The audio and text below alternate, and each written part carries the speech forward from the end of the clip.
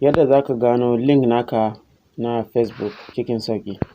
Assalamu alaikum wa rahmatullahi ta'ala wa barakatuhu. Barkanmu da warhaka kuma barkanmu da sake saduwa da ku a wannan channel ta mai albarka na Merimas TV. So ba tare da ɓata lokaci ba, idan har yau ne ziyartar ka wannan tashan amma baka yi min subscribe ba, zan so da ka daure ka danna mini kalmar subscribe sannan ka danna alamar ƙararrawar sanarwa domin sanar da kai sabbin videos na a duk lokacin da na ɗaura za a sanar da kai. Na gode.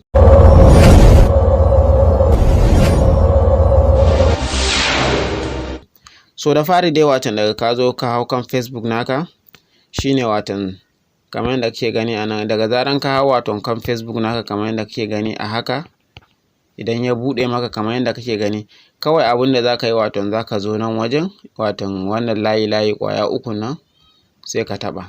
So kana isowa layi ƙwaya uku nan kana taɓawa kamar yadda kake gani, watan za ka zo sai ka taɓa kan profile naka kamar yadda kake gani misali haka.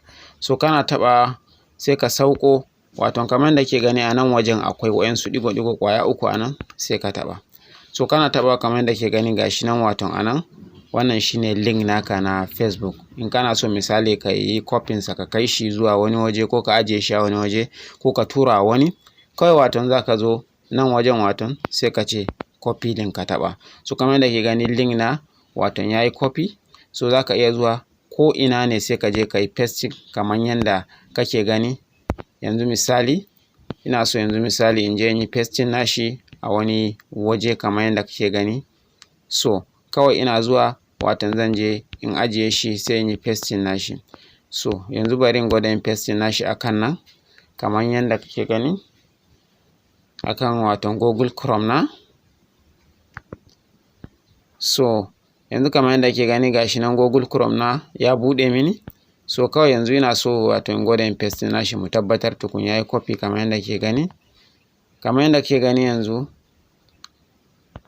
kawai sai mu zo sai mu gwada yin copy kamar yadda kake gani. Yanzu bari sai ka riƙe inda za ka je ka yi copy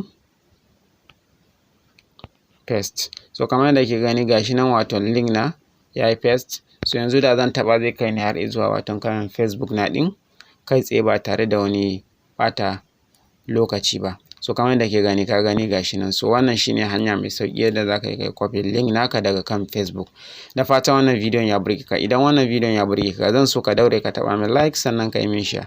Ka daure ka danna mini kalmar ta subscribe sannan ka danna alamar ta ƙararrawar sanarwa domin sanar da kai sabbin videos na a duk lokacin da na ɗaura. Na gode. Mu huta lafiya. Sai mu haɗu a bidiyo na gaba.